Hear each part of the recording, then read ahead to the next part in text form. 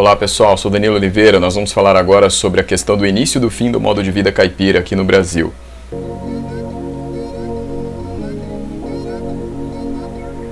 Seguinte, então, o modo de vida caipira, ele foi muito comum no interior do Brasil, quando a gente pega a região do interior de São Paulo, Goiás, Mato Grosso, interior do Paraná, toda uma região aí que foi conhecida como paulistânia. Esse modo de vida, pessoal, ele ia passar a sofrer uma decadência. A gente vai falar agora sobre como isso aconteceu. Pessoal, a paulistânia, né, eu já falei disso em outras ocasiões, ela foi uma região aí que o Darcy Ribeiro tratou naquele documentário também, naquele livro e depois virou documentário, O Povo Brasileiro, é a região onde o modo de vida caipira acabou se realizando. Então, as pessoas elas viviam ali em questão de mutirão, né? Então, quando ia se construir uma casa, todos se ajudavam. O bairro era diferente da concepção do bairro que a gente tem hoje, porque o bairro, as casas elas eram afastadas, né?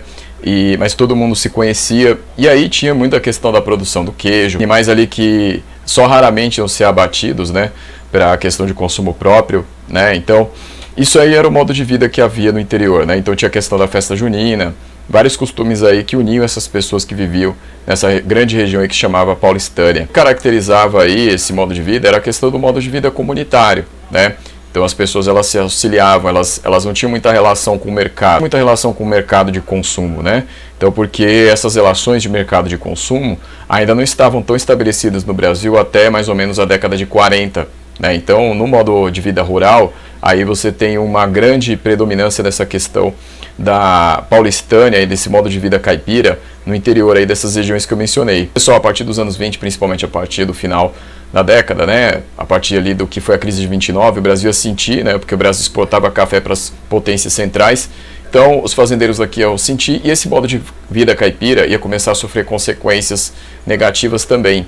O que acontece, pessoal? O que vigorava naquela época era a questão do regime de parceria, né, que começa a aparecer aí com mais força, né? Por que o regime de parceria ele começa a ficar mais forte a partir aí do final dos anos 20 e em diante até os anos 40?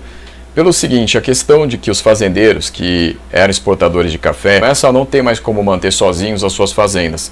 Então eles começam a aceitar que trabalhadores do campo vão até as suas fazendas e comecem a produzir por conta própria. E aí, como uma forma ali de compensação, esses trabalhadores aí do campo passam de 20% a 50% da sua produção para o fazendeiro que está ali decadente, né? Então, o regime de parceria foi uma saída que os fazendeiros acabaram encontrando, né, para poder minimizar ali os seus prejuízos, né? Então, os moradores ali que acabavam sendo abrigados nesse tipo de trabalho plantavam arroz, feijão, mandioca, e aí passava então de 20% a 50% para os fazendeiros. Como uma outra obrigação que acabava acontecendo era a questão desses trabalhadores aí que ficariam ali por algum tempo produzindo nesse regime de parceria, teriam, por exemplo, que fazer serviços ali para a fazenda. Então, por exemplo, construir a manutenção das estradas, né? Então eram eles que faziam isso. Paração das cercas, né, também.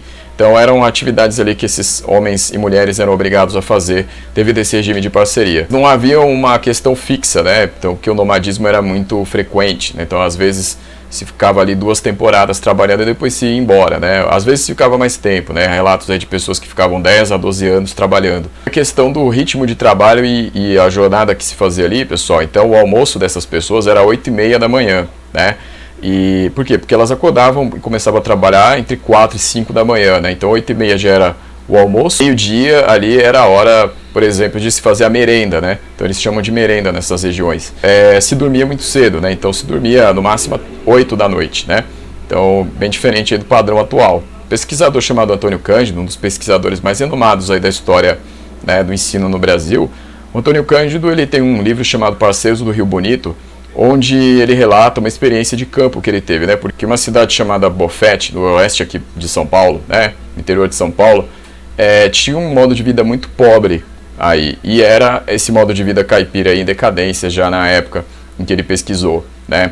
Então o que se verifica, pessoal, é que aí já nos anos 40 era bastante decadente esse modo de vida, porque a questão aí das pessoas começarem a desenvolver novos hábitos de consumo acabou fazendo com que esse modo de vida aí que era mais antigo acabasse não sendo mais preferido. Então as pessoas começam a desenvolver novos gostos, né? Ele até cita, vai querer um despertador, a mulher vai querer um vestido novo, e aí começa essa ideia de se comprar algo na cidade, né? Então o que acontece é que esse modo de vida caipira, que se bastava, né, sem essa necessidade desse mercado de consumo maior, acabou entrando em decadência, porque o que era produzido ali era produção para subsistência. Então ele não consegue se adequar a essa produção maior em larga escala. O que acontece é que as pessoas começam a abandonar esse modo de vida. Aí nos anos 40 e 50, acontece que essas pessoas vão começar a ir para cidades maiores, né? Então Bofete, por exemplo, que é esse lugar aí que o Antônio Cândido relata, nem mesmo esse lugar hoje leva esse modo de vida caipira como se levava lá até os anos 40 e 50, né? Então esta mudança ela acabou acontecendo porque esse modo de vida caipira acabou ficando inadequado para o novo modo de vida que vai surgindo aí com o mercado de consumo. Só, basicamente era isso daqui. Na próxima aula a gente continua. Obrigado e até a próxima.